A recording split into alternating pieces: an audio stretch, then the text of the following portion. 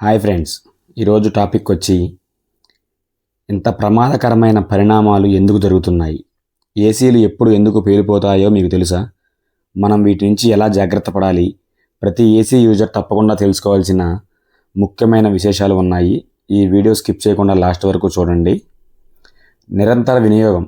AC యూనిట్ని రాత్రి నుంచి ఎక్కువసేపు ఆపకుండా నడిపితే కంప్రెసర్పై ఎక్కువ ఒత్తిడి వెల్లువెత్తుతుంది. దీనివల్ల ఇది వేడెక్కి ప్రమాదవశాత్తు పేలే అవకాశాలు ఉంటాయి. సర్వీసు దూరం. ఏసీని క్రమం తప్పకుండా శుభ్రం చేయకపోతే ఫిల్టర్లు, వైరింగ్లో సమస్యలు మరియు ఇతర లోపాలు అజాగ్రత్తగా వదిలేస్తే ప్రమాదాలకు దారితీస్తాయి. విద్యుత్ లోపం. షార్ట్ సర్క్యూట్లు గుర్తించకపోతే మరింత ప్రమాదంగా మారుతాయి. ముఖ్యంగా రాత్రిపూట ఇది ఘోరంగానే మారే అవకాశం ఉంటుంది. టర్బో మోడ్ ఎక్కువగా ఉపయోగించడం.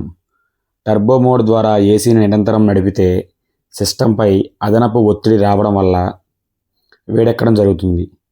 ప్రమాద నివారణ చిట్కాలకు ఏసీని కంటిన్యూగా నడపడం మానేయండి.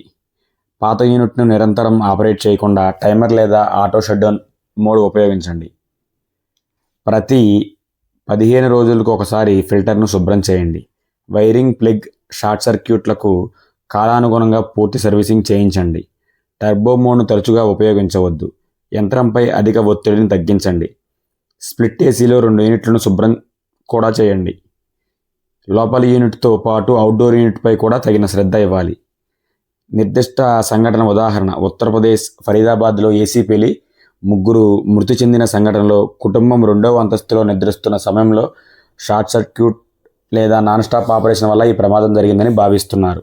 ఇలాంటి మరిన్ని ఇంట్రెస్టింగ్ వీడియోస్ కోసం మన ఛానల్ని సబ్స్క్రైబ్ చేయండి. వీడియో నచ్చితే లైక్ చేయండి. అలాగే మీ ఫ్రెండ్స్తో ఈ వీడియోని షేర్ చేయండి.